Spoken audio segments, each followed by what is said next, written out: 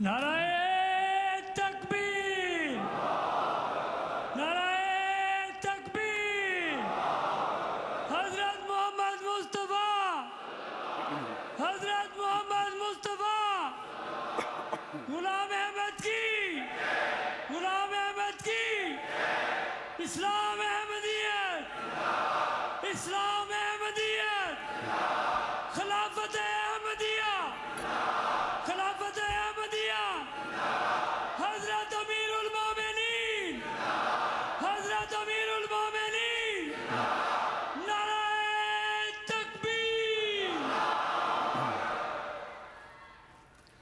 السلام علیکم ورحمۃ اللہ۔ اشہد ان لا الہ الا اللہ وحدہ لا شریک لہ واشہد ان محمدا عبدہ ورسولہ۔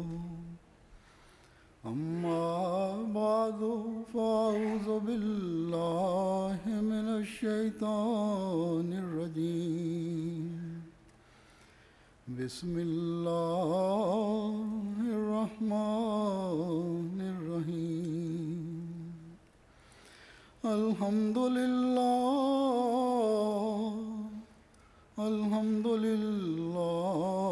رب العالمین، الرحمن الرحیم، مالک یوم الدین۔ ایاک نعبد و ایاک نستعین، اہدنا الصراط المستقیم، صراط الذین انعمت علیہم غیر المغضوب علیہم ولا الضالین۔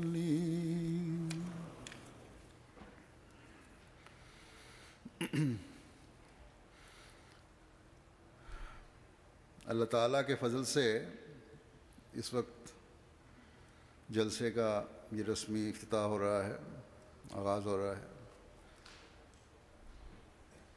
رسمی طور پر اس لیے کہ ہم آج کے خطبے جمعہ کو بھی جلسے کا حصہ سمجھتے ہیں، اور بڑی کوشش کر کے اس میں شامل ہونے کے لیے اس ملک میں رہنے والے احمدی اپنے جلسے کا سفر شروع کر دیتے ہیں۔ پھر ڈیوٹی والوں کے لیے آج سے ہی نہیں بلکہ 10-15 دن پہلے سے، جب سے یہاں کام شروع ہوا ہے، جلسے کے انتظامات میں تیزی آئی ہے، اس وقت سے ان کا جلسہ شروع ہو جاتا ہے، اور ہزاروں کی تعداد میں یہ کارکنان اس میں شامل ہیں۔ اور آج آپ لوگ یہ دیکھ رہے ہیں کہ ایک خوبصورت عارضی شہر ان کارکنان نے جلسے کے انعقاد کے لیے کھڑا کر دیا، جس میں آپ آرام سے جلسہ سننے کے لیے بیٹھے ہیں۔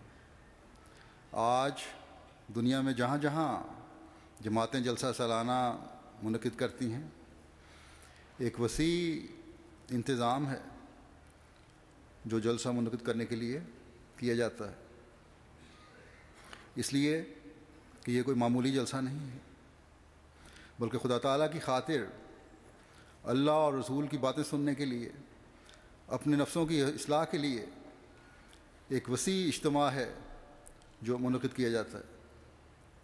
الحمدللہ کہ آج یو کے کی جماعت کو ایک بار پھر حضرت مسیح موعود علیہ الصلوۃ والسلام کی اس خواہش کو پورا کرنے اور افراد جماعت کی روحانی پیاس بجھانے کے لیے یہ جلسہ منعقد کرنے کی توفیق مل رہی ہے۔ بس ہم میں سے ہر ایک کو یہ بات ان دنوں میں خاص طور پر اپنے پیش نظر رکھنی چاہیے کہ جلسے کے اس مقصد کو حاصل کرنے کے لیے اور حضرت مسیح موعود علیہ الصلوۃ والسلام کی خواہش کو پورا کرنے کے لیے ہم نے یہ 3 دن گزارنے ہیں، ورنہ ہمارا یہاں آنا فضول اور عبث ہوگا۔ جماعتی انتظامیہ اور کارکنان نے آپ کی سہولیات اور جلسے کے انتظام کو بہتر سے بہتر کرنے کے لیے اپنی بساط اور طاقت کے مطابق جو کوشش کی ہے اس کا آپ صحیح بدلہ بھی نہیں دے رہے ہوں گے۔ بے شک اللہ تعالیٰ کے نزدیک ان کی یہ عاجزانہ کوششیں قبولیت کا درجہ پا کر ان کو ثواب دلانے کا موجب بنتی ہیں، لیکن جو شامل ہونے والے ہیں اس کا حق ادا نہیں کرتے اور جلسہ کے مقصد کو نہیں سمجھتے۔ اگر اس یہاں جلسے پر آنے کے لیے جو آپ کی ذمہ داریاں ہیں ان کو پورا نہیں کر رہے، اپنے آپ کو انعامات سے محروم کر رہے ہوتے ہیں، بس ہمیشہ جلسہ کے مقصد کو جیسا کہ میں نے کہا پیش نظر رکھیں۔ حضرت مسیح موعود علیہ الصلوۃ والسلام نے جلسے کے جو مقاصد بیان فرمائے ہیں وہ فرماتے ہیں کہ زہد، تقوی، خدا ترسی، نرم دلی، محبت و مواخات، عاجزی، سچائی اور راست بازی اور دینی مہمات کے لیے سرگرمی دکھانا ہے۔ اس وقت میں آپ کے سامنے ان چند باتوں کی مختصر وضاحت کر دیتا ہوں۔ ہم پڑھتے بھی ہیں، سنتے بھی ہیں، کہتے بھی ہیں کہ زہد و تقوی ایک مومن کی شان ہے، لیکن زہد کی حقیقت پر کم غور کرتے ہیں اور پھر اس کو زندگی کا حصہ بنانے کا بہت کم حق ادا کیا جاتا ہے۔ بہت سے صاحب علم بے شک اس کے معنی بھی جانتے ہوں گے، لیکن بعض دفعہ ذاتی مفادات اس پر عمل سے انہیں بھی روک دیتے ہیں، وہ اس پر عمل نہیں کرتے۔ اور جہاں تک عوام کا تعلق ہے، عامت المسلمین کا اور ایک عام احمدی کا تعلق ہے، ہم زہد کے سادہ معنی ہی یہی جانتے ہیں کہ نیکی ہے، لیکن امام الزمان جنہوں نے اس زمانے میں خدا تعالیٰ کی مدد اور تائید سے نئے زمین و آسمان پیدا کرنے ہیں اور کیے ہیں، وہ جب اپنے ماننے والوں کو کسی امر کی طرف توجہ دلاتے ہیں تو انہیں ان روحانی خزانوں کی طرف توجہ دلانا چاہتے ہیں جو نیکیوں کے اعلیٰ معیار حاصل کرنے سے ملتے ہیں اور جن کے حصول سے بندہ خدا تعالیٰ کا قرب حاصل کرنے والا بن جاتا ہے۔ دنیاوی خزانے تو خدا تعالیٰ کے قرب کی ضمانت نہیں، لیکن یہ روحانی خزانے وہ ہیں جو انسان کی بقا کے بھی ضامن ہیں اور اللہ تعالیٰ کے قرب کی بھی ضمانت ہیں۔ لیکن یہ روحانی خزانے وہ اس کو ملتے ہیں جو ان کو پانے کے لیے پھر اپنی مقدور پر کوشش بھی کرتا ہے۔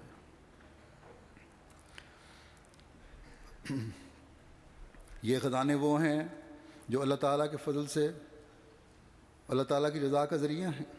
بس جب ہم گہرائی میں جا کر آپ کی تحریرات اور ارشادات کو پڑھتے اور سنتے ہیں اور ان پر غور کرتے ہیں اور ان پر عمل کرنے کی کوشش کرتے ہیں تو اپنے آپ کو نئے روشن راستوں پر چلتا ہوا دیکھتے ہیں۔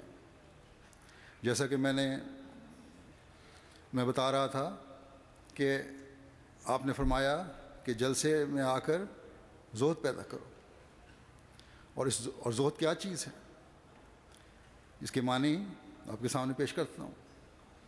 زہد کا مطلب ہے کہ ہر قسم کے جذبات کو قربان کرنا، اپنی دلی خوشی سے کسی دعوے سے دستبردار ہونا، مستقل مزاجی سے کسی بری چیز سے نہ صرف صرف نظر کرنا بلکہ اسے رد کرتے چلے جانا،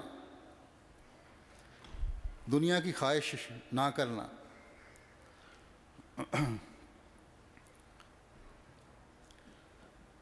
اور اللہ تعالیٰ کی رضا کے حصول کے لیے بعض باتوں سے بچنا جن سے اس نے بچنے کا اللہ تعالیٰ نے حکم دیا ہے، اور نیکیوں کو اختیار کرنا، اپنے معاملے خدا تعالیٰ پر چھوڑنا اور صرف اللہ تعالیٰ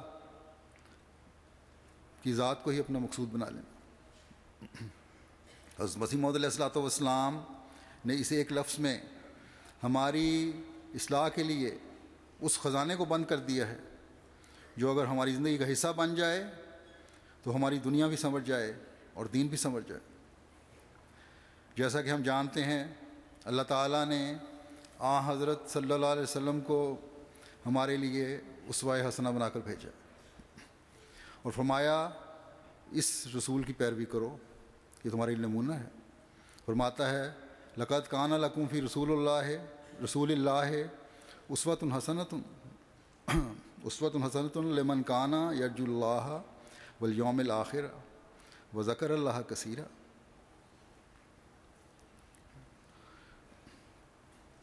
تمہارے لیے، ان لوگوں کے لیے جو اللہ اور یوم آخرت سے ملنے کی امید رکھتے ہیں اور اللہ کا بہت ذکر کرتے ہیں، اللہ کے رسول میں ایک اعلیٰ نمونہ ہے، اس لیے اس کی پیروی کرو۔ جب ہم آپ کی زندگی پر نظر ڈالتے ہیں تو زہد کا کیا نمونہ نظر آتا ہے؟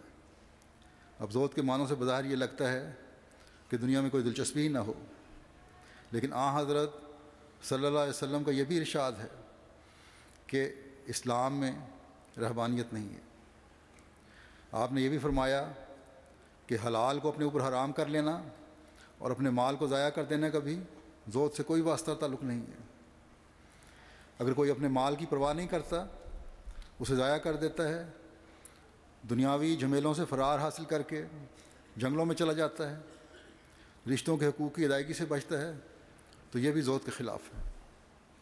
فرمایا زہد یہ ہے کہ دنیا میں رہتے ہوئے جذبات کی قربانی خدا کی خاطر کی جائے۔ اگر کوئی حق چھوڑنا بھی ہے تو خدا کی رضا کے حصول کے لیے چھوڑنا ہے۔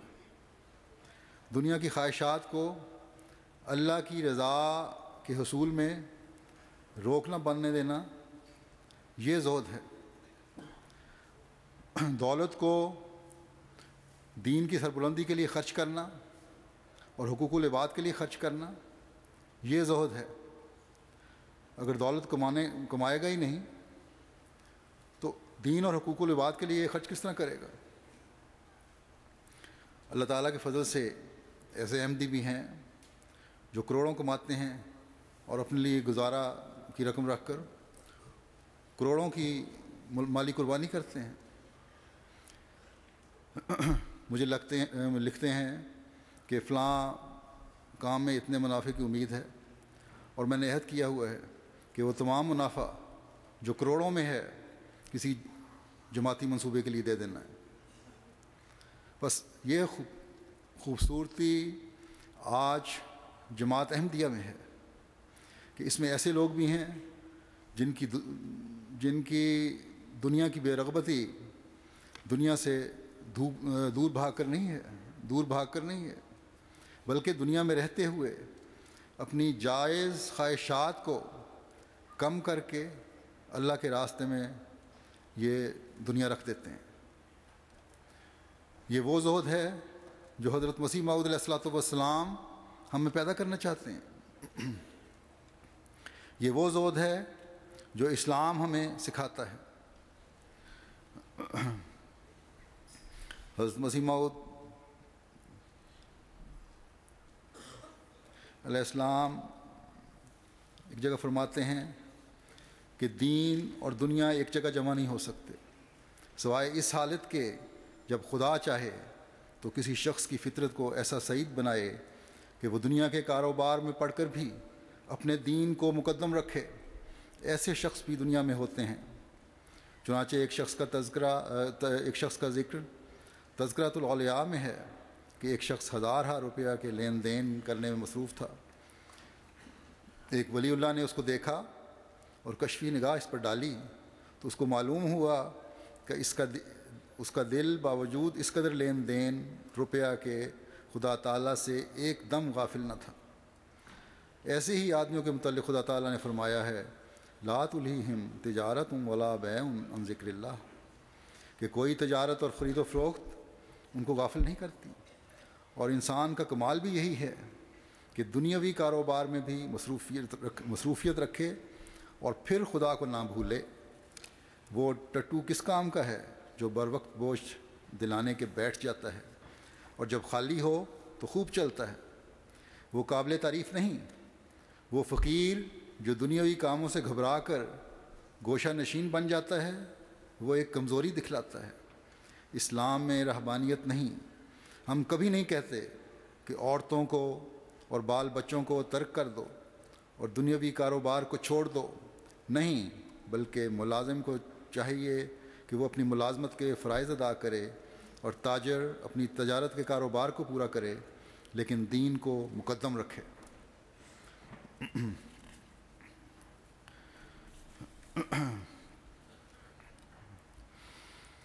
پھر ہم دیکھتے ہیں کہ آن حضرت صلی اللہ علیہ وسلم نے اپنے اہل بیت سے کس طرح زہد کے معیار قائم کروائے۔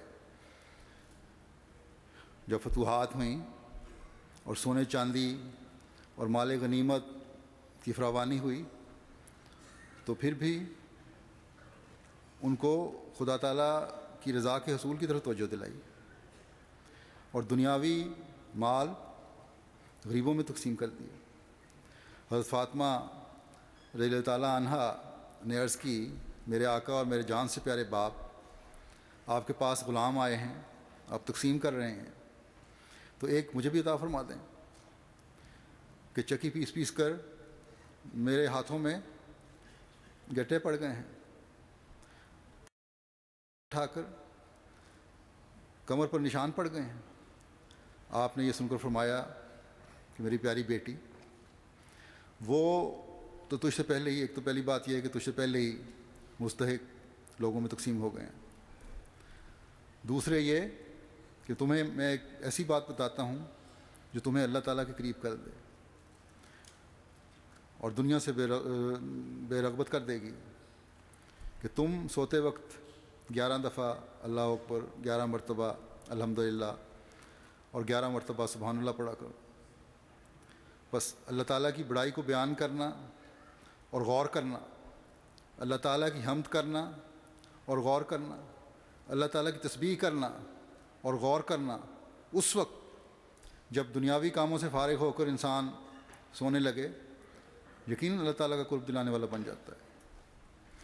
بجائے اس سوچ کے کہ آج میں نے یہ دنیاوی کام کیے ہیں، یہ فائدے اٹھائے ہیں اور صبح یہ فائدے اٹھانے ہیں، یا میں تو آج دنیاوی چیزوں سے محروم رہا ہوں، ان چیزوں سے کس طرح ان کو حاصل کرنا ہے، یہ طریقے سوچتا رہے اور سو جائے۔ اللہ کو یاد کر کے سوئے اور دن ایمان پر رہتے ہوئے گزرنے پر شکر اور حمد کرے، تو یہ زہد ہے۔ اگر انسان مستقل مزاجی سے برائیوں سے صرف نظر کرے اور ان اللغو مورزون، لغو باتوں سے اعراض کرتے ہیں، کہ قرآنی حکم پر عمل کرے، لغویات کو رد کرے، تو یہ زہد ہے۔ بد اخلاقی اور بےہودہ باتوں سے رکنا اور اچھی باتوں اور اعلیٰ اخلاق کا مظاہرہ کرنا، یہ زہد ہے۔ اپنی اناؤں کو دور پھینک کر صلح کی بنیاد ڈالنا، آپس کی رنجشوں کو دور کرنا، یہ زہد ہے۔ اللہ تعالیٰ کی رضا کے حصول کے لیے آپس میں محبت، بھائی چارے اور سلام کو فروغ دینا، یہ زہد ہے۔ بس انسان کا ہر عمل جب اللہ تعالیٰ کی رضا کے حصول کے لیے ہو تو پھر یہ عبادت بن جاتا ہے، اور یہی زہد ہے۔ بس حضرت مسیح موعود علیہ السلام نے فرمایا ہے کہ ان کاموں میں سے یہ ایک کام ہے جس کے لیے جلسہ منعقد کیا جاتا ہے تاکہ تمہارے اندر یہ حالت پیدا کی جائے کہ اپنی دنیا کو دین بنا لو اور خدا تعالیٰ کی رضا کا ذریعہ بنا لو. یہاں آ کر اپنے اندر وہ روحانی گرمی پیدا کرو جو دنیا کی خاطر دنیا کی خواہشات کو جلا دے اور دین کے تابع ہو اور دین کی خاطر دنیا کمانے کی روح پیدا کرے اور اسے سیکل کرے. بس یہ تو ایک مقصد ہوا جس کو میں نے یہاں ذکر کیا ہے. دوسری اہم بات بتائی کہ جلسہ پر آئے ہو تو اس کا فائدہ تبھی ہے جب تقویٰ پیدا ہو. حضرت مسیح موعود علیہ السلام نے ایک مصرع ترتیب دیا کہ ہر ایک نیکی کی جڑ یہ اتقاء ہے. اس پر اللہ تعالیٰ کی طرف سے الہاماً یہ مصرع نازل ہوا کہ اگر یہ جڑ رہی سب کچھ رہا ہے. قرآن کریم میں تقویٰ پر چلنے اور اس کے حوالے سے بے شمار احکامات ہیں. حضرت مسیح موعود علیہ السلام جو حضرت صلی اللہ علیہ وسلم پر اتری ہوئی تعلیم اور کتاب کی حکومت کو دنیا میں قائم کرنے کے لیے آئے ہیں، انہیں اللہ تعالیٰ نے یہ فرمایا کہ تقویٰ جو دنیا کی بنیاد ہے، جو دین کی بنیاد ہے اور جس کے گرد تمام قرآنی احکامات گھومتے ہیں، اگر انسان اس کو پکڑ لے تو حقیقی مومن بنتا. اس لیے اپنے ماننے والوں کو بھی بتا دو کہ اگر حقیقی مومن بننا ہے تو یہ تقویٰ ہی ہے جس کی جڑ دلوں میں قائم کرنی. اگر یہ قائم ہو گئی تو سمجھ لو کہ تم نے اپنے مقصد پیدائش کو حاصل کر لیا. نیکیاں بھی وہی فائدہ دیں گی جو تقویٰ پر بنیاد رکھتے ہوئے ہوں. عبادتیں بھی وہی کام آئیں گی جن کی بنیاد تقویٰ پر ہو. اور تقویٰ یہ ہے کہ تمام چھوٹے بڑے گناہوں سے اللہ تعالیٰ کا خوف رکھتے ہوئے بچنا. اور یہی اصل نیکی ہے. کسی نے ایک نیکی کے کرنے والا اگر نیکی کر کے اپنے آپ کو نیک سمجھنے لگ جائے تو وہ نہ ہی نیکیوں میں ترقی کر سکتا ہے، نہ تقویٰ کے اس معیار پر پہنچ سکتا ہے جس پر اللہ اور اس کا رسول ہمیں دیکھنا چاہتے ہیں. تقویٰ کی ایک جگہ اللہ تعالیٰ نے یہ نشانیاں بتائی ہیں. سورہ بقرہ کی آیت ہے.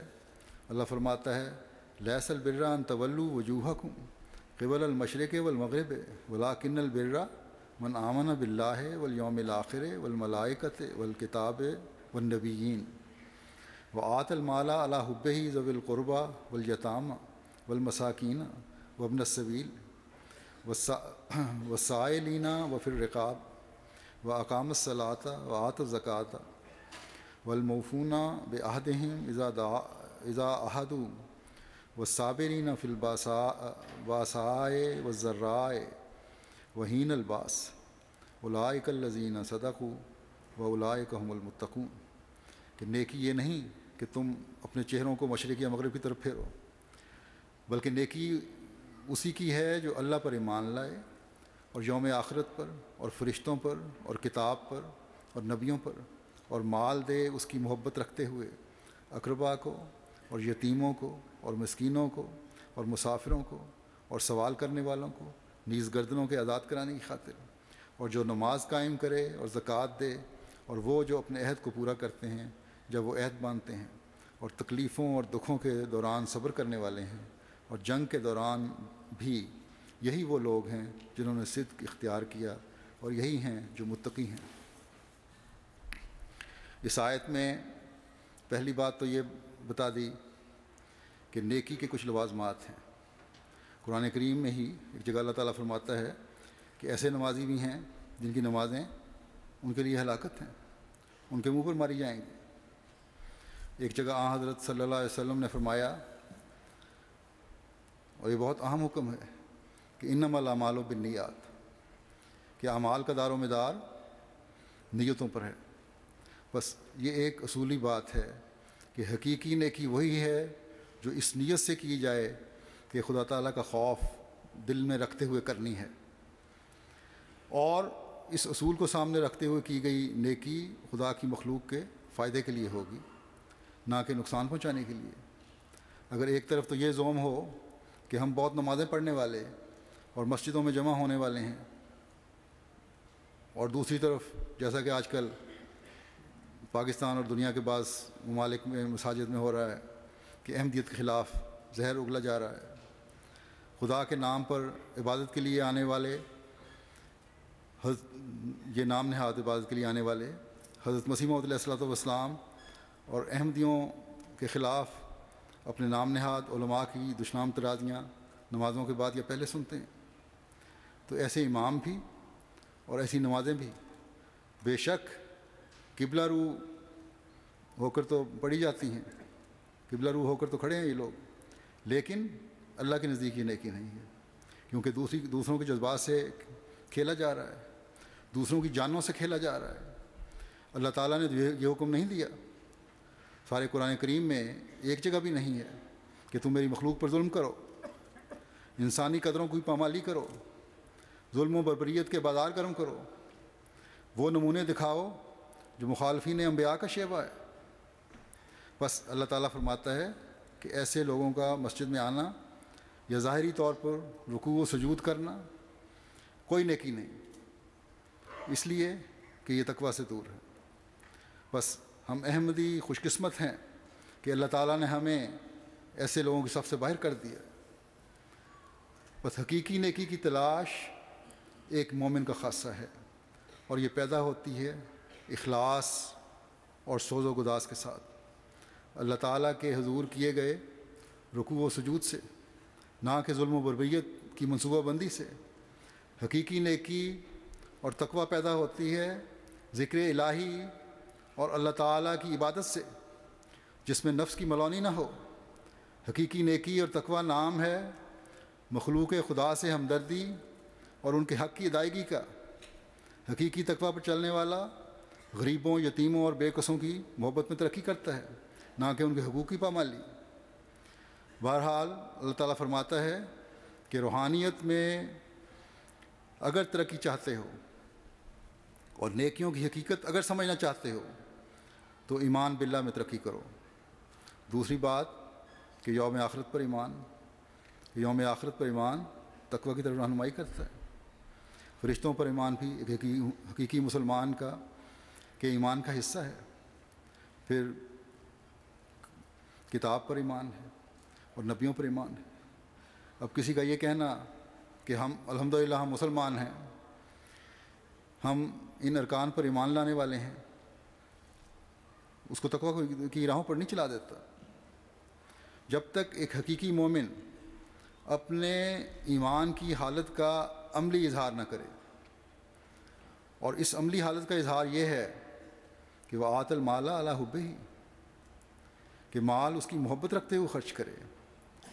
آج کل کے مادی زمانے میں خاص طور پر ضروریات بھی مختلف نوع ہو چکی ہیں اور خواہشات بھی بڑھ چکی ہیں۔ اب محبت رکھتے ہوئے خرچ کرنے کے بھی کئی معنی ہیں، لیکن بہرحال یہاں میں کچھ بیان کرتا ہوں۔ خواہشات بڑھ چکی ہیں انسان کی، اس پر مستضاد یہ کہ ٹی وی، میڈیا، سڑکوں پر اشتہارات انسان کی توجہ نئی نئی ایجادات اور سہولتوں کی طرف کرواتے ہیں، اور ہر کوئی خواہش کرتا ہے کہ یہ بھی میرے پاس ہو اور یہ بھی میرے پاس ہو، اور وسائل محدود ہوتے ہیں۔ اب یہاں مال کے خرچ کی ترجیح دیکھنی ہوگی۔ اگر تو مال کی محبت اور اپنی ذاتی ترجیحات مال کو خدا تعالیٰ کی راہ میں خرچ کرنے میں روک بن گئی تو انسان تقویٰ سے دور ہو گیا۔ بعض ایسے بھی ہوں گے جن کے وسائل محدود نہیں، لیکن مال کی محبت انہیں اپنے مال کو اللہ تعالیٰ کی راہ میں خرچ کرنے سے روک رہی ہوتی ہے۔ پھر بعض دفعہ انسان اپنا مال کسی نیک کام میں خرچ تو کر دیتا ہے، لیکن چٹی سمجھ کر کرتا ہے، یہ خرچ بھی مجبوری کا خرچ ہے۔ اللہ تعالیٰ فرماتا ہے کہ تقویٰ کے حصول کے لیے اللہ کی راہ میں خرچ کرنا خوش دلی سے ہونا چاہیے، تاکہ نہ کہ کسی سیکٹری مال یا عہدیدار کے مجبور کرنے پر، بلکہ ایک حقیقی مومن کے دل میں یہ تڑپ ہوتی ہے کہ ایک شوق ہوتا ہے کہ وہ خدا تعالیٰ کی راہ میں خرچ کرے، اور مال خرچ کر کے اسے خوشی اور لذت محسوس ہوتی ہے۔ آج اللہ تعالیٰ کے فضل سے جماعت احمدیہ میں ایسے ہزاروں افراد، مرد اور خواتین ہیں، بلکہ بچے بھی ہیں، جو اپنا مال دلی خوشی سے اللہ تعالیٰ کی رضا کے حصول کے لیے خرچ کرتے ہیں، بغیر توجہ دلانے پر خود آ کر پیش کرتے ہیں۔ بلکہ کئی بچے میرے پاس آتے ہیں اور بتاتے ہیں کہ ہم نے اپنے جیب خرچ کی تمام رقم فلاں مد میں دے دی ہے یا فلاں مد میں دینا چاہتے ہیں۔ تو یہ ایمانی حالت ہے جو اللہ تعالیٰ کے فضل سے جماعت میں نظر آتی ہے۔ اس آیت میں بعض ان چیزوں کی طرف بھی اللہ تعالیٰ نے توجہ دلا دی جہاں خرچ کرنا ہے، کہ اقرباء پر، یتیموں پر، مسکینوں پر، مسافروں پر، سوال کرنے والوں پر، اور گردنوں کے آزاد کروانے یعنی غلامی اور ناجائز قید سے نکالنے والوں کے لیے بھی خرچ کرو۔ پھر دینی ضروریات کے لیے مالی قربانی کی بھی اور جگہ توجہ دلائی گئی ہے، دینی ضروریات کے لیے خرچ کرو مال کی محبت ہوتے ہوئے۔ اور یہ خوبصورتی آج صرف جماعت احمدیہ میں ہے کہ ہر کام کے لیے منظم طور پر مالی قربانی کی وصولی اور خرچ کا انتظام کیا جاتا ہے۔ جلسہ پر جب لوگ آتے ہیں تو پھر ایک نئی روح کے ساتھ اس قربانی میں بھی حصہ لیتے ہیں، اور یہ تقوی میں ترقی کا باعث ہے۔ پھر ایک بہت اہم کام کی طرف توجہ دلائی گئی ہے کہ تمہاری روحانی ترقی کے لیے تمہاری عبادت کی عملی حالت جو نماز کے قیام کی صورت میں ہے اس پر توجہ دو، اور اقامت صلاۃ جہاں نماز با جماعت کا قیام ہے وہاں اپنی توجہ خالص اللہ تعالیٰ کی طرف رکھتے ہوئے نمازوں کی ادائیگی کرو۔ پہلے میں نے مثال دی کہ ایسی نمازیں بھی ہیں جو الٹائی جاتی ہیں کیونکہ وہ اللہ تعالیٰ کی تعلیم پر عمل کرنے والوں کی نمازیں نہیں ہیں۔ اگر نماز میں خیالات منتشر ہوتے بھی ہیں تو اقامت صلاۃ کا مطلب یہ ہے کہ انہیں بار بار توجہ سے اللہ تعالیٰ کی عبادت پر مرکوز کرنے کی کوشش ہونی چاہیے، اور جب بہت سارے لوگ ہوں اور نیکیوں کے حصول کی طرف توجہ ہو، جس طرح ہم یہاں جلسے پہ جمع ہوتے ہیں، نمازوں کی لذت کی طرف پھر توجہ ہو، تو پھر ہر ایک دل میں بھی خیال آتا ہے کہ اور آنا چاہیے کہ میں بھی ان نیکی کرنے والوں اور عبادت کرنے والوں میں شامل ہو جاؤں۔ ایک دوسرے کے نمونے دیکھے جاتے ہیں۔ اکثر لوگ بعد میں خط لکھتے ہیں کہ جلسے پر ہمیں عبادت کا خاص لطف آیا اور ایک خاص ماحول تھا جس سے ہمیں بڑا فائدہ ہوا۔ بس جب یہ مزہ اور لطف آئے تو پھر یہ حقیقی تقویٰ ہے، اسے پھر اپنی زندگی کا حصہ بنانا چاہیے ہر ایک کو۔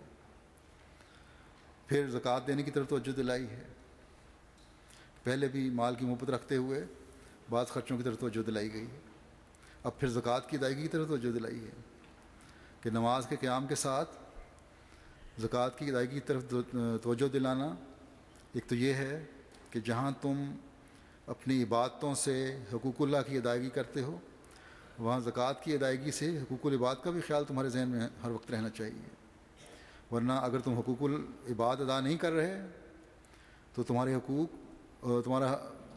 حقوق اللہ اور عبادتیں بھی ضائع ہو سکتی ہیں۔ ایسے ہی وہ لوگ ہیں جیسا کہ پہلے مثال میں نے دی ان کی نمازیں ان پر الٹائی جاتی ہیں۔ اس لیے حضرت مسیح علیہ الصلوۃ والسلام نے فرمایا ہے کہ بعض اوقات حقوق العباد حقوق اللہ سے بڑھ جاتے ہیں، کہ اگر حقوق العباد کی ادائیگی نہیں ہے تو حقوق اللہ بھی بے فائدہ ہے، کیونکہ اللہ تعالیٰ کی تعلیم تو یہ ہے کہ اس کے بندوں کے بھی حقوق ادا کیے جائیں۔ دوسرے، دوبارہ زکوٰۃ کی صورت میں مال کی قربانی کی طرف توجہ دلائی کہ پہلی تو توئی قربانی تھی کہ تم مال کی محبت نہ رکھتے ہوئے وہ کرو، لیکن چند لوگوں کی خدمت کر کے یا چند ایک کو مالی مدد کر کے صدقہ دے کر جو تم نے کر لی ہے، یہ تو یہ نہ سمجھو کہ اب ہمیں لازمی چندوں کی ضرورت نہیں ہے اور مالی قربانیوں کی ضرورت نہیں ہے، زکوٰۃ کی ادائیگی کی ضرورت نہیں ہے۔ زکوٰۃ دینا تو لازمی چیز ہے، ہر صاحب مال پر اس کی ادائیگی بہرحال فرض ہے۔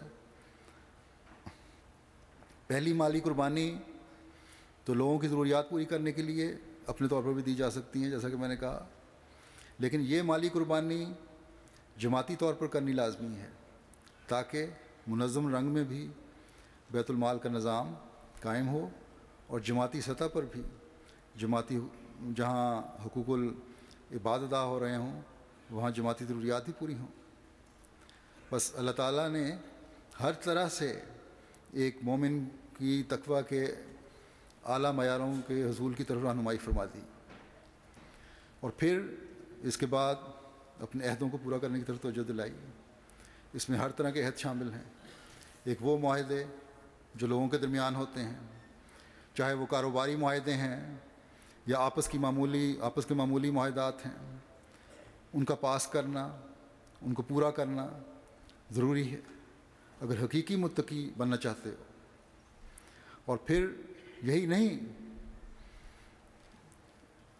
ایک تقویٰ پر چلنے کے والے کے لیے ملکی قانون کی پاسداری بھی ضروری ہے، سوائے اس کے کہ وہ اللہ تعالیٰ کے حکموں سے ٹکرانے والا ہو، جیسا کہ پاکستان میں بعض قانون ایسے بنے ہوئے ہیں جماعت کے خلاف جو ہمیں ہمارے مذہبی شعائر کی ادائیگی سے روکتے ہیں۔ یہ قانون کی پاسداری جو ہے یہ بھی ایک شہری کا فرض ہے اور ایک عہد کی پابندی ہے کہ وہ اپنے معاشرے اور ملک کی بہتری کے لیے کام کرے گا۔ اسی طرح ایک عہد دین پر عمل کرنے کا عہد ہے، اور ایک احمدی اس عہد کو کئی مرتبہ مختلف موقعوں پر دہراتا ہے، اور یہ عہد کی پابندی بھی تقویٰ سے قریب لانے والی ہے۔ پھر تکلیفوں اور دکھوں میں صبر کرنا، صبر بھی ایک بہت بڑا خلق ہے، اس کی طرف اللہ تعالیٰ نے توجہ دلائی ہے، اور جو اللہ تعالیٰ کی خاطر صبر کرتے ہیں اللہ تعالیٰ نے انہیں بہت بشارتیں دی ہیں۔ اس صبر کا اظہار ایک تو جماعتی رنگ میں ہے، جو دنیا میں رہنے والا ہر احمدی جس جگہ بھی ہے اسے مخالفین کے ظلموں کا سامنا کرنا پڑتا ہے، وہ صبر کرتا ہے۔ اللہ تعالیٰ کے فضل سے جماعت کی یہ ایک امتیازی شان ہے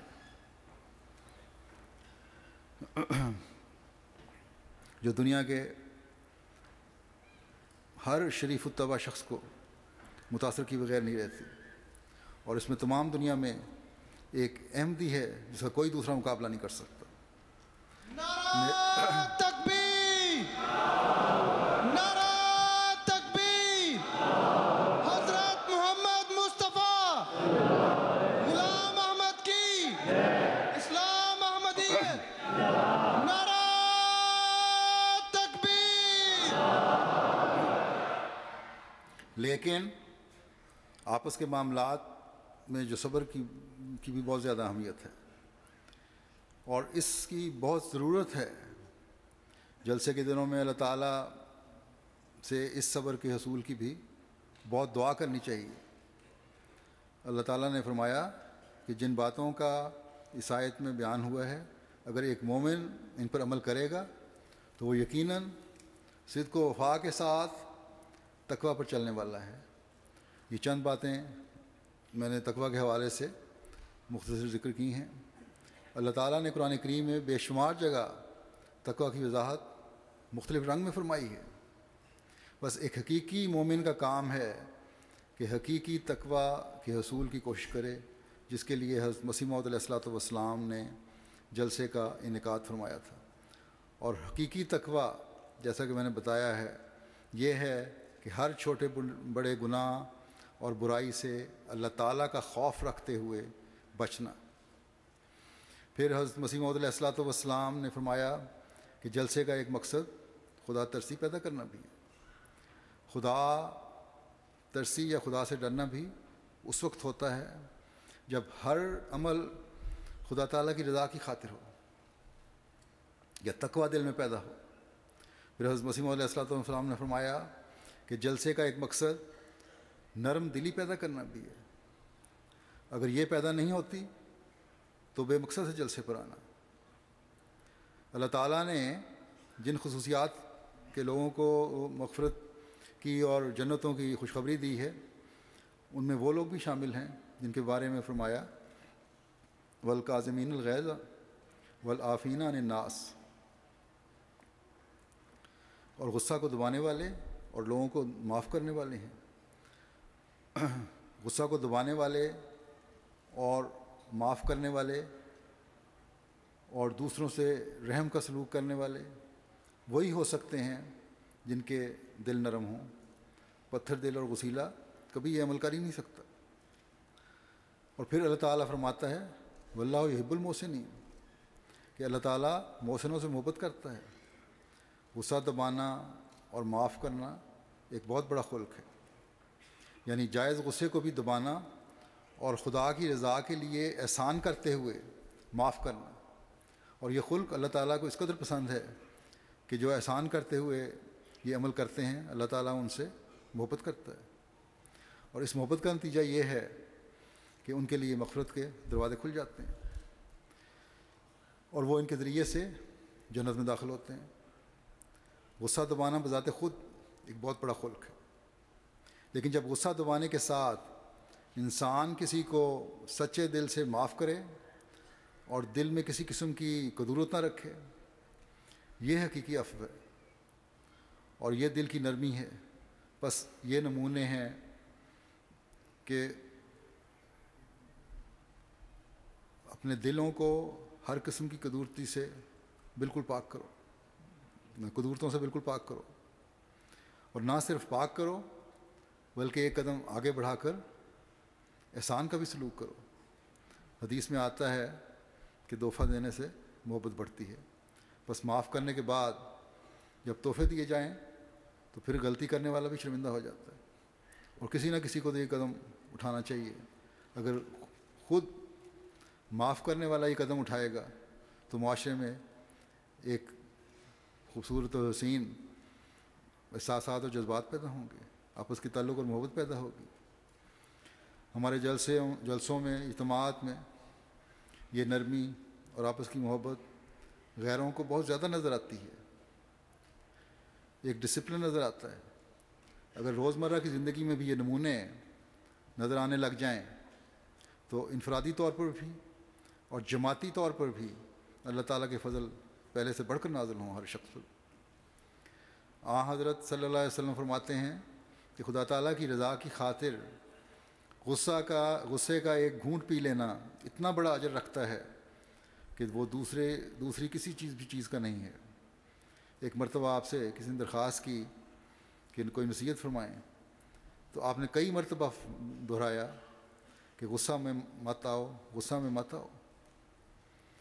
حضرت عائشہ فرماتی ہیں کہ حضرت صلی اللہ علیہ وسلم نے اپنی ذات کے لیے کبھی کسی سے انتقام نہیں لیا. ہمارے سامنے اس خلق کے اظہار کے صحابہ کے کیا نمونے تھے، اس کی ایک مثال پیش کرتا ہوں. حضرت مسیح موعود علیہ السلام نے بھی اس کو بیان فرمایا ہے کہ ایک دفعہ حضرت امام حسین کے غلام سے غلطی ہو گئی. آپ نے اس غلام کو سزا دینے کے لیے بڑھے یا تیز نظر سے دیکھا. اس نے فوراً کہا الکاظمین الغیظ. یہ سن کر حضرت امام حسین نے کہا ٹھیک ہے، میں نے غصے کو دبا لیا. یہ سن کر اس غلام نے کہا والعافین عن الناس، کہ لوگوں سے درگزر کرنے والے بھی ہوتے ہیں جو غصے کو دبانے والے ہیں. اعلیٰ اخلاق تو اللہ تعالیٰ نے یہ بتائے ہیں کہ پوری رضامندی کے ساتھ معاف کیا جائے. اس پر حضرت امام حسین نے کہا تو اس سے ایسے ہی عفو کا سلوک میں نے کیا، میں نے معاف کیا تجھے. پھر اس نے کہا واللہ یحب المحسنین، یعنی اللہ تعالیٰ کے محبوب وہ ہوتے ہیں جو عفو کے بعد پھر اس سے بڑھ کر نیکی کرتے ہیں. آپ نے فرمایا جا میں نے تجھے آزاد کر دیا.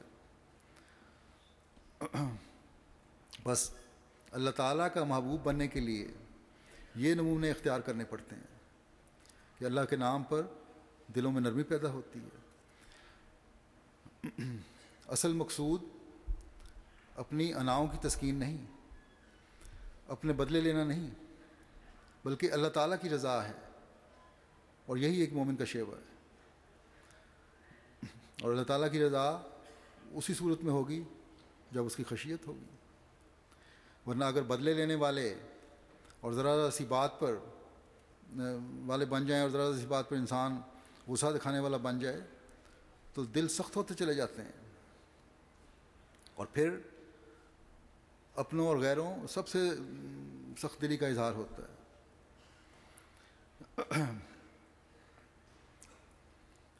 ایک مجمع میں جہاں بہت سی ایسی باتیں ہوتی ہیں جو تکلیف کا باعث ہوتی ہیں یا ہو سکتی ہیں، ایسے موقعوں پر عفو اور نرم دلی کا اظہار ایک مومن کی شان ہے۔ حضرت مسیح موعود علیہ السلام نے فرمایا کہ یہاں آئے ہو تو یہ خلق بھی اپنے اندر پیدا کرو اور اس کے معیار بڑھاؤ۔ بعض دفعہ یہاں بھی آتے ہیں لوگ، بعض پرانی رنجشیں ہوتی ہیں جن کی وجہ سے آپس میں تو میں ہو جاتی ہے اور لڑائیاں بھی ہو جاتی ہیں، تو جلسے کے ماحول کو پھر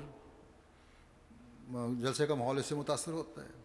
اس لیے ہمیشہ یاد رکھیں کہ یہ خلق جو ہے ایک احمدی کے اندر بہت زیادہ ہونا چاہیے۔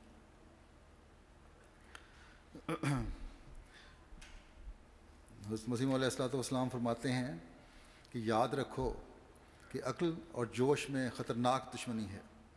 جب جوش اور غصہ آتا ہے تو عقل قائم نہیں رہ سکتی، لیکن جو صبر کرتا ہے اور بردباری کا نمونہ دکھاتا ہے اس کو ایک نور دیا جاتا ہے جس سے اس کی عقل و فکر کی قوتوں میں ایک نئی روشنی پیدا ہو جاتی ہے، اور پھر نور سے نور پیدا ہوتا ہے۔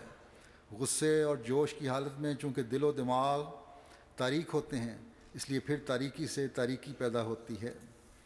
پھر آپ نے فرمایا کہ یاد رکھو جو شخص سختی کرتا ہے اور غضب میں آ جاتا ہے، اس کی زبان سے معارف اور حکمت کی باتیں ہرگز نہیں نکل سکتیں۔ وہ دل حکمت کی باتوں سے محروم کیا جاتا ہے جو اپنے مقابل کے سامنے جلد تیش میں آ کر آپے سے باہر ہو جاتا ہے۔ گندا دہن اور بے لگام کے ہونٹ لطائف کے چشمے سے بے نصیب اور محروم کیے جاتے ہیں۔ غضب اور حکمت دونوں جمع نہیں ہو سکتے۔ جو مغضوب الغضب ہوتا ہے اس کی عقل موٹی اور فہم کند ہوتا ہے، اس کو کبھی کسی میدان میں غلبہ اور نصرت نہیں دیے جاتے۔ غضب نصف جنون ہے، جب زیادہ بھڑکتا ہے تو پورا جنون ہو سکتا ہے۔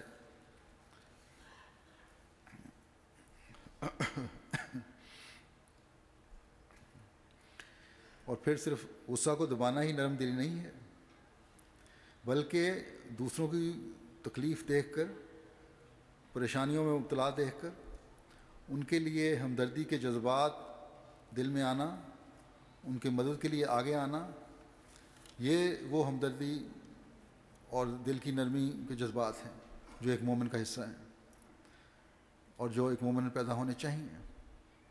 پھر حضرت مسیح موعود علیہ السلام فرماتے ہیں کہ جلسے کا ایک مقصد آپس میں محبت و مواخات پیدا کرنا ہے۔ مومنوں کی یہ خوبی اللہ تعالیٰ نے یہ بیان فرمائی ہے کہ رحماء بینہم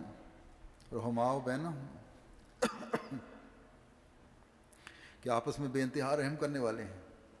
آپس کا رحم محبت و پیار میں بڑھاتا ہے۔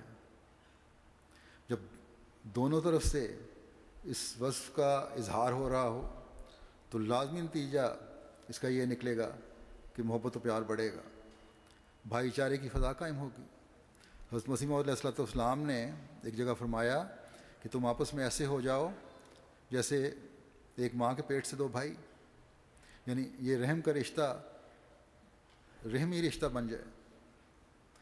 گو بعض دفعہ سگے بہن بھائی بھی دلوں کی سختی کی وجہ سے ایک دوسرے کے دشمن ہو جاتے ہیں، کئی معاملے ایسے بھی آتے ہیں، اللہ تعالیٰ ان لوگوں پہ بھی رحم کرے، لیکن عموماً رحمی رشتوں کا خیال رکھا جاتا ہے۔ بہرحال حضرت مسیح موعود علیہ السلام نے فرمایا کہ جب دلوں کی نرمی تمہارے اندر پیدا ہو جائے تو عفو اور حسن سلوک سے آگے ترقی کرو اور رحماء بینہم کے نظارے دکھاؤ.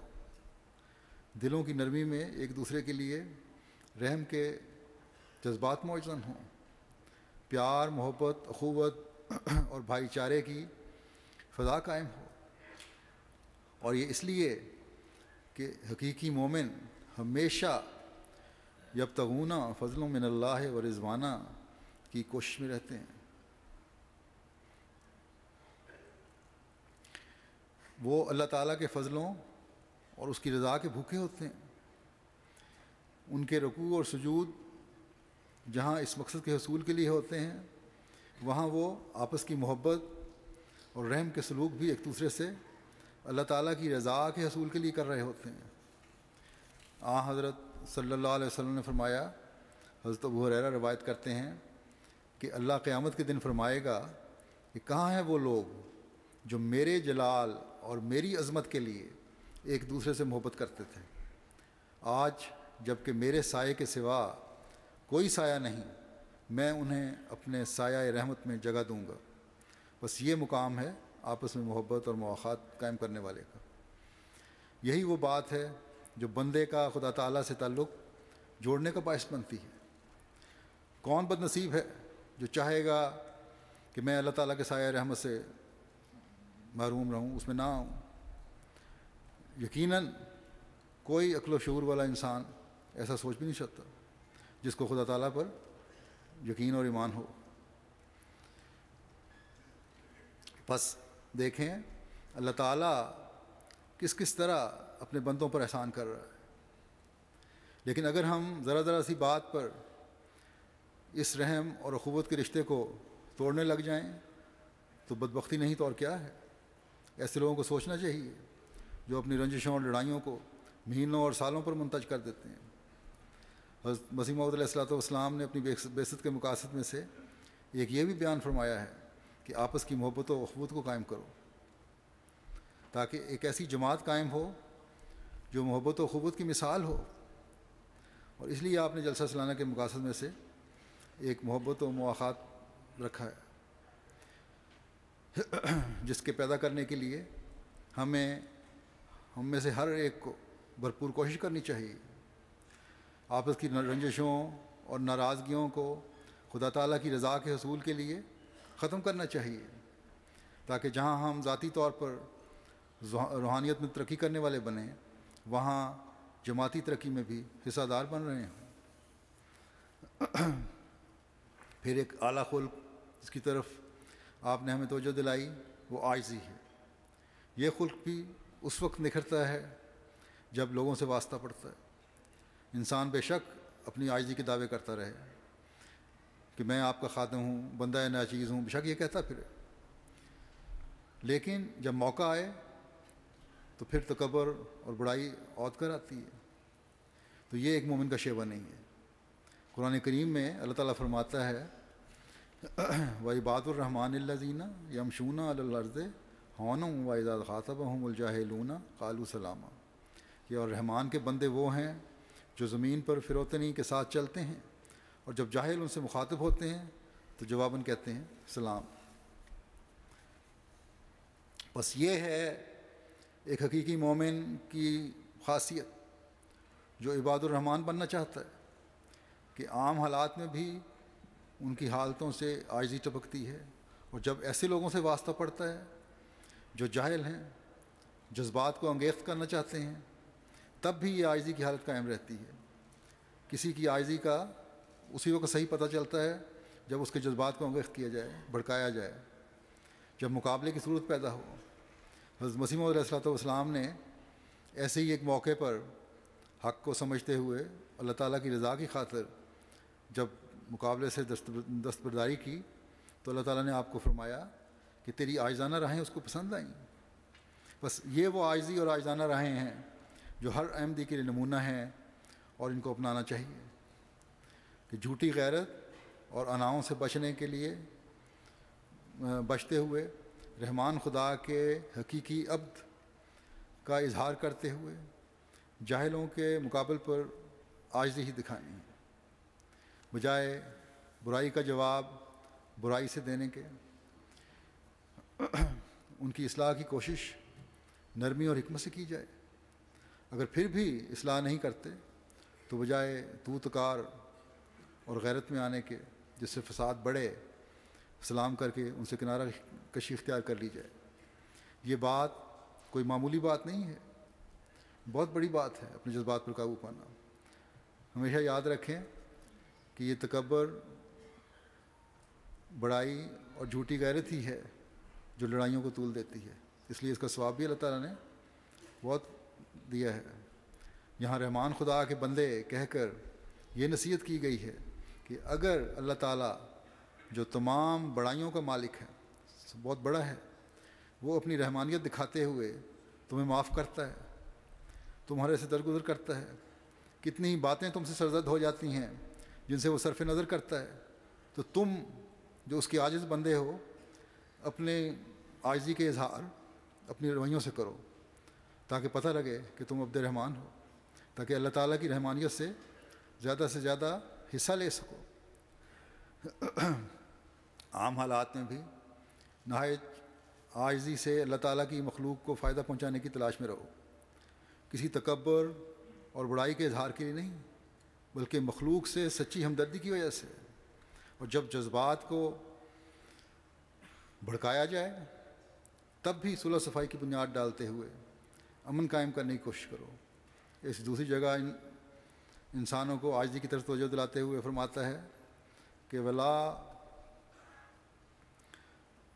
ولا تمشِ فی الارض مرحا انک لن تخرق الارض ولن تبلغ الجبال طولا، اور زمین میں اکڑ کر مت چل، نہ ہی تو زمین کو پھاڑ سکتا ہے، نہ پہاڑوں کی بلندی تک تیرا قد پہنچ سکتا ہے۔ گردن اکڑانے اور تکبر سے بلند مقام نہیں ملا کرتے۔ اللہ تعالیٰ فرماتا ہے کہ ہو تو تم اس زمین کے رہنے والے۔ زمین کی حیثیت کیا ہے؟ کبھی غور کیا اس پہ بھی؟ اس کائنات میں، اس کائنات کو جو ستاروں اور سیاروں کا جھرمٹ ہے، اس میں اس زمین کی ایک نقطے کی بھی حیثیت نہیں ہے، اور پھر اس میں بسنے والا انسان، اس کی کیا حقیقت ہے؟ اور پھر انسان جو اپنی بڑائی اور تکبر میں مبتلا ہو جاتا ہے، اس کی حیثیت کیا ہے جس کی وجہ سے وہ اس بڑائی میں مبتلا ہو رہا ہے؟ یہ ایک نقطہ سے جو چھوٹی سی، نقطہ سے بھی چھوٹی جو زمین ہے، یہ لکھا ہوتا ہے کہ ہماری زمین یہیں کہیں ہے، ان نقطوں میں بھی پتہ نہیں لگتا کہ کون سا نقطہ ہے۔ اس کائنات میں جو زمین ہے چھوٹی سی، اس کو بھی تم پھاڑ کر انتہائی گہرائی تک نہیں جا سکتے۔ زمین کے علوم کی گہرائی تک بھی مکمل رسائی نہیں ہے، تو تکبر کس بات کا ہے؟ تمہاری علمیت، تمہاری بڑائی تمہاری گردنوں کے اکڑانے میں نہیں ہے، بلکہ تمہاری عاجزی میں ہے، اللہ تعالیٰ کی رضا کے حصول میں ہے۔ جسے خدا بلند کرے، حقیقی بلند وہی ہے۔ تمہاری دولت، تمہارے دنیاوی مقام، تمہارے خاندان، تمہاری قوم کسی بڑائی کی علامت نہیں ہے۔ اپنے سامنے ان درختوں کی ٹہنیوں کی مثالیں رکھو جو پھلوں سے لدتی ہیں تو زمین کی طرف جھکتی ہیں۔ بس بندے کی بھی عاجزی ہے جو اسے خدا کا قرب دلا کر حقیقی بلندیوں تک لے جاتی ہے۔ حضرت مسیح موعود علیہ السلام ایک جگہ فرماتے ہیں کہ بدتر بنو ہر ایک سے اپنے خیال میں، شاید کہ اس سے دخل ہو دارالوصال میں۔ بس اصل مقام وہی ہے جو خدا تعالیٰ کے قرب کا مقام ہے، اور یہ عاجزی سے ملتا ہے۔ آپ فرماتے ہیں حضرت مسیح علیہ السلام کہ اہل تقویٰ کے لیے یہ شرط تھی کہ وہ غربت اور مسکینی میں اپنی زندگی بسر کرے۔ یہ ایک تقویٰ کی شاخ ہے جس کے ذریعے ہمیں غضب ناجائز کا مقابلہ کرنا ہے۔ بڑے بڑے عارف اور صدیقوں کے لیے آخری اور کڑی منزل غضب سے بچنا ہے۔ عجب و پندار غضب سے پیدا ہوتا ہے، اور ایسا ہی کبھی غضب عجب و پندار کا نتیجہ ہوتا ہے، کیونکہ غضب اس وقت ہوگا جب انسان اپنے نفس کو دوسرے پر ترجیح دیتا ہے۔ پھر حضرت مسیح موعود علیہ السلام فرماتے ہیں کہ سچائی اور راست بازی دکھانا ایک مومن کا ایک حقیقی احمدی کا خاصہ ہونا چاہیے، اور اس کا معیار اللہ تعالیٰ نے کیا قائم فرمایا ہے۔ میں اکثر غیروں کے سامنے جب اسلام کی خوبیاں بیان کرتا ہوں تو دنیا میں انصاف اور عدل قائم کرنے کے لیے راست بازی کی یہ مثال دیتا ہوں جو قرآن کریم میں اللہ تعالیٰ نے ایک مومن کے لیے ضروری قرار دی ہے۔ فرمایا کہ یا ایھا الذین آمنوا کونوا قوامین بالقسط شہداء للہ ولو علی انفسکم او الوالدین والاقربین ان یکن غنیا او فقیرا فاللہ اولی بہما فلا تتبعوا الہوی ان تعدلوا وان تلؤوا او تورثوا فإن اللہ کان بما تعملون خبیرا، کہ اے وہ لوگو جو ایمان لائے ہو، اللہ کی خاطر گواہ بنتے ہوئے انصاف کو مضبوطی سے قائم کرنے والے بن جاؤ، خواہ خود اپنے خلاف گواہی دینی پڑے یا والدین اور قریبی رشتہ داروں کے خلاف، خواہ کوئی امیر ہو یا غریب، دونوں کا اللہ نہیں نگہبان ہے۔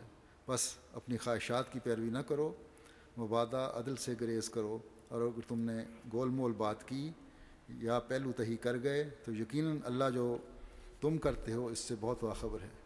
بس یہ ہے وہ سچائی کا معیار جو ایک حقیقی مومن کو جس کی نصیحت کی گئی ہے اور اس کو اپنانا چاہیے۔ قرآن کریم کی اس خوبصورت تعلیم کا کسی اور مذہب کی کسی اور مذہب کی کوئی تعلیم مقابلہ نہیں کر سکتی۔ حضرت مسیح موعود علیہ السلام ایک جگہ فرماتے ہیں کہ جس قدر راستی کے التزام کے لیے قرآن شریف میں تاکید ہے، میں ہرگز باور نہیں کر سکتا کہ انجیل میں اس کا عشر عشیر بھی تاکید ہو۔ اور حضرت مسیح موعود علیہ السلام نے فرمایا میں نے ایک بڑی رقم کا انعام مقرر کر کے عیسائی پادریوں کو بھی چیلنج دیا تھا جو اسلام کی اس سچائی کی تعلیم پر اعتراض کرتے ہیں، لیکن کوئی مقابلے پر نہیں آیا۔ آپ فرماتے ہیں قرآن شریف نے دروغ گوئی کو بت پرستی کے برابر ٹھہرایا ہے، جیسا کہ اللہ تعالیٰ فرماتا ہے فاجتنبوا الرجس من الاوثان واجتنبوا قول الزور، یعنی بتوں کی پلیدی اور جھوٹ کی پلیدی سے پرہیز کرو۔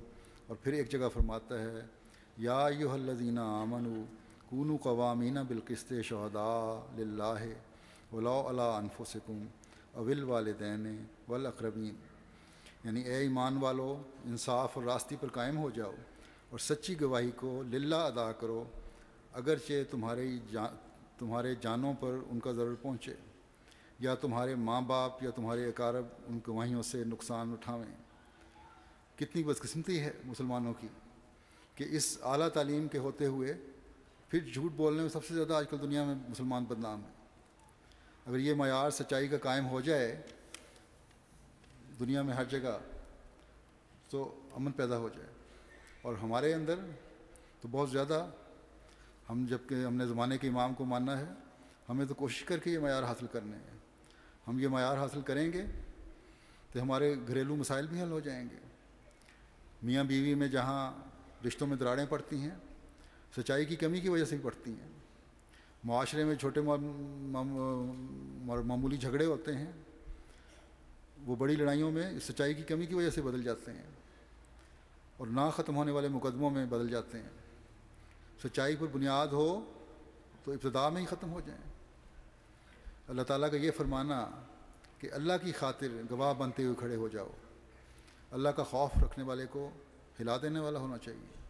یہ کتنی بڑی ذمہ داری ہے خدا تعالیٰ نے ڈالی ہم پہ کہ اللہ تعالیٰ نے کسی زید یا بکر کا حوالہ نہیں دیا۔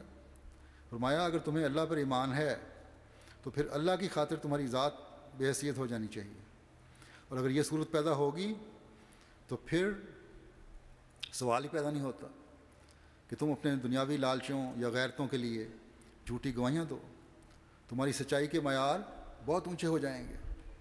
حضرت مسیح موعود علیہ السلام کے مخالفین نے آپ کو ایک دفعہ ایک گواہی میں خاندانی مقدمے میں اپنے جو مخالفین تھے انہوں نے کہا کہ ہماری گواہی حضرت مرزا غلام احمد صاحب قادیانی دے دیں، اور آپ نے سچی بات کہی اور خود اپنے خلاف ہی گواہی، اپنے خاندان کے خلاف گواہی دی، اپنے بھائیوں کے خلاف گواہی دی، اور مخالفین کے حق میں فیصلہ ہو گیا۔ تو یہ نمونے ہیں جو ہمارے سامنے ہمارے لیے اسوہ ہیں۔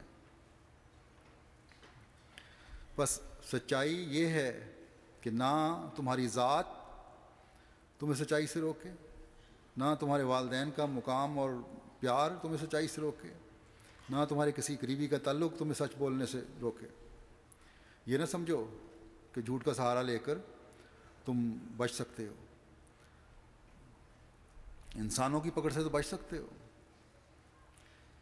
لیکن اللہ تعالیٰ جو خبیر ہے اس کی پکڑ سے نہیں بچ سکتے۔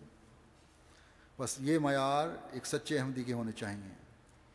پھر آپ فرماتے ہیں کہ جلسے پر آنے والے اس ارادے اور نیت سے آئیں کہ دین دنیا پر مقدم ہو جائے، اور دینی مہمات کے لیے ان میں ایک جوش اور سرگرمی نظر آئے۔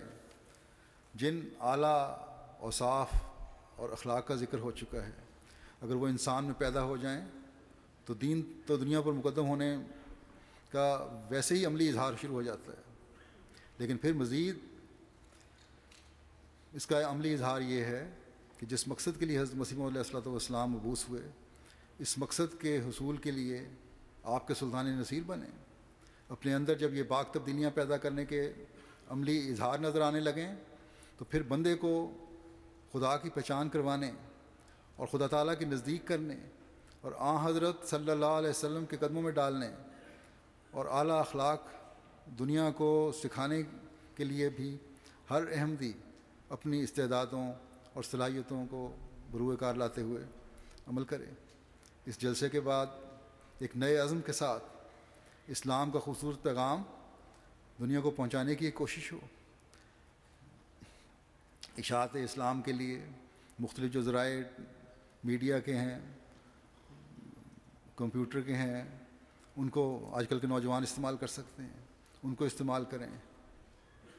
آپس میں یہاں اکٹھے ہوئے ہیں تو پلاننگ کریں کہ کس طرح ہم یہ پیغام دنیا کو پہنچا سکتے ہیں۔ ذیلی تنظیمیں بھی ہیں، جماعتی تنظیمیں بھی ہیں۔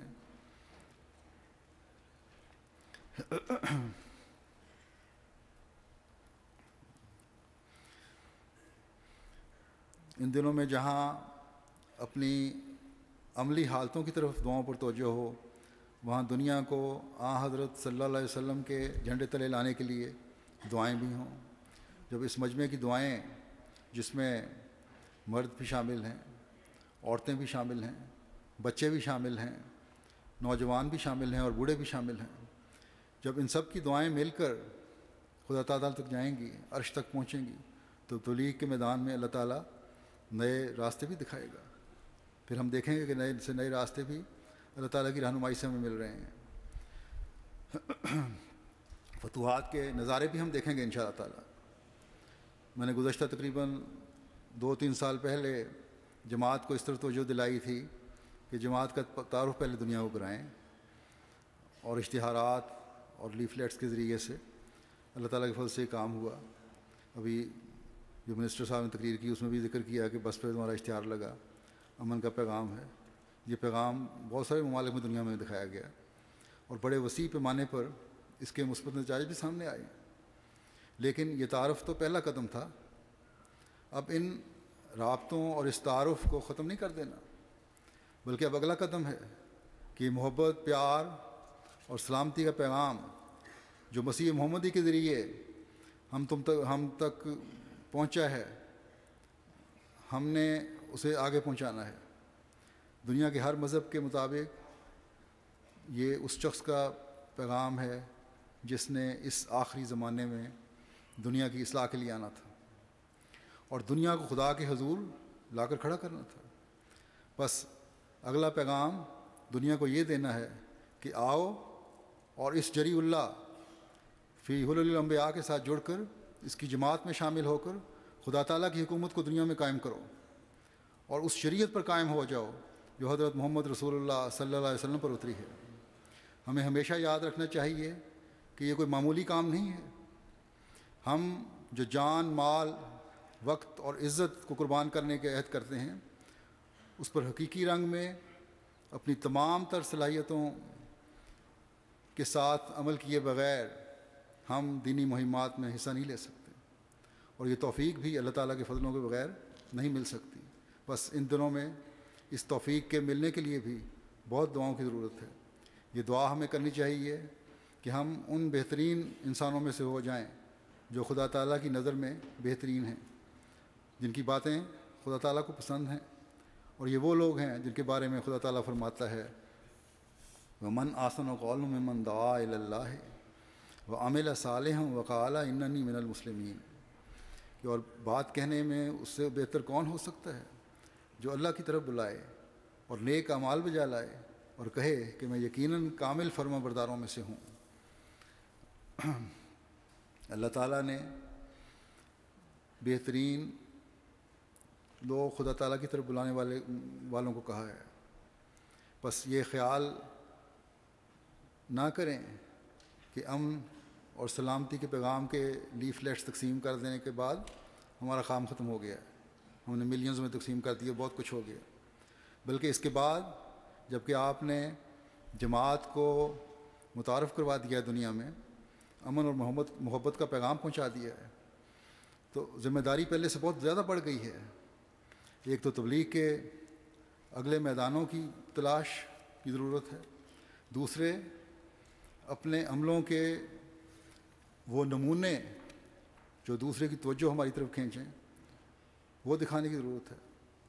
مجھے کسی نے کہا کہ لوگ کہتے ہیں کہ یہ تو بڑا آسان کام ہو گیا ہے کہ سلامتی کے پیغام کے بعد کہ سلامتی کے پیغام کے لیفلیٹس تقسیم کر دو، یہ پیغام پہنچا دو، تبلیغ اور بیتوں کے بارے میں اب مرکز نہیں پوچھے گا۔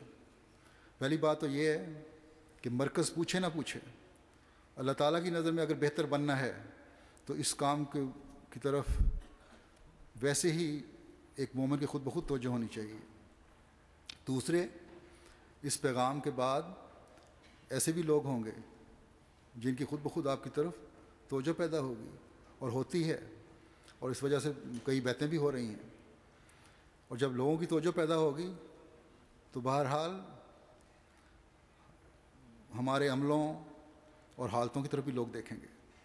اس لیے اللہ تعالیٰ فرماتا ہے کہ تبلیغ کے ساتھ اپنے اعمال کو بھی درست کرنا ضروری ہے، پھر ہی بہترین بن سکو گے، اور تب ہی تمہاری یہ بات کوئی وزن رکھنے والی ہوگی کہ میں کامل فرما برداروں میں سے ہوں۔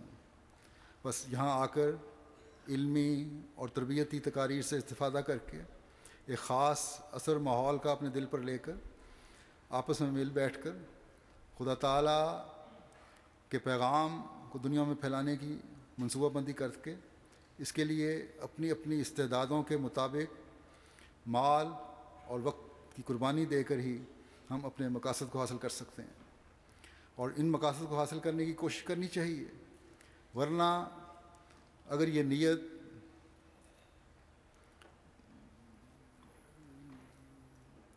یہ ارادے اور کوشش نہیں تو حضرت مسیح موعود علیہ الصلوۃ والسلام فرماتے ہیں کہ پھر یہ جلسہ ایک معصیت ہے اور طریق ضلالت اور بدعت شنیعہ ہے۔ دیکھیں کس قدر سخت تنبیہ ہے۔ آئے تو ہم یہاں جلسے کی برکات لینے ہوں اور یہ ہمارے لیے معصیت اور گناہ بن جائے۔ اللہ تعالیٰ نے ہمیں کامل فرمانبرداروں میں شامل ہونے کا موقع عطا فرمایا ہے، لیکن ہم نافرمانوں میں بن جائیں۔ اللہ تعالیٰ ہماری ہدایت اور رہنمائی کے سامان پیدا فرما رہا ہے، لیکن ہم ضلالت اور گمراہی کے طریق پر چل پڑیں۔ اللہ تعالیٰ نے ہم پر احسان کرتے ہوئے اس زمانے کے امام کو بھیجا کہ ہم قرآن و سنت کی حقیقت کو سمجھتے ہوئے اس پر عمل کرنے والے بن سکیں، لیکن ہم اس جلسے کو دنیاوی میلہ سمجھتے ہوئے جمع تو ہو جائیں لیکن اس سے فائدہ نہ اٹھائیں۔ حضرت مسیح موعود علیہ الصلوۃ والسلام فرماتے ہیں کہ اگر اس جلسے نے تمہارے اندر دینی، روحانی اور عملی تبدیلی پیدا نہیں کی، یا تم اس مقصد کے لیے جلسے پر نہیں آئے، تو یہ بدعت شنیعہ ہے۔ پھر یہ جلسہ ایک ایسی چیز بن جائے گا جو دین میں برائی پیدا کرنے کا باعث ہے۔ بہت سی بدعات تو دین میں پہلے ہی پیدا ہو چکی ہیں، ان میں ایک اور بدعت کا اضافہ ہو جائے گا۔ لیکن یاد رہے کہ آپ نے یہ خوشخبری بھی دی ہے کہ اس جلسے کو معمولی انسانی جلسوں کی طرح خیال نہ کریں، یہ وہ امر ہے جس کی خالص تائید حق اور اعلاء کلمہ اسلام پر بنیاد ہے۔ بس یہ جلسہ بذات خود تو بہتوں کی اصلاح کا باعث بنتا ہے اور غیروں کے سامنے بھی اسلام کی خوبصورت تعلیم پیش ہوتی ہے، لیکن جو اس حقیقت سے دور رہتے ہیں اور صرف میلہ سمجھ کر شامل ہو رہے ہیں، وہ جن گناہوں اور بدعات میں ڈوبے ہوئے ہیں ان میں اضافہ کر رہے ہیں۔ بس ہم میں سے ہر ایک کو اپنا جائزہ خود لینا چاہیے کہ کیا ہم اس مقصد کو پورا کر رہے ہیں یا نہیں جو جلسے پہ آنے کا مقصد ہے۔ اگر پورا کریں گے تبھی ہم حضرت مسیح موعود علیہ الصلوۃ والسلام کی جلسہ پر شامل ہونے والوں کے لیے کی گئی دعاؤں کے وارث بنیں گے۔ اللہ تعالی ہم میں سے ہر ایک کو اس مقصد کو حاصل کرنے والا اور جلسہ کی حقیقت کو سمجھنے والا بنائے۔ اللہ تعالی کے فضلوں کو ہم سمیٹنے والے ہوں۔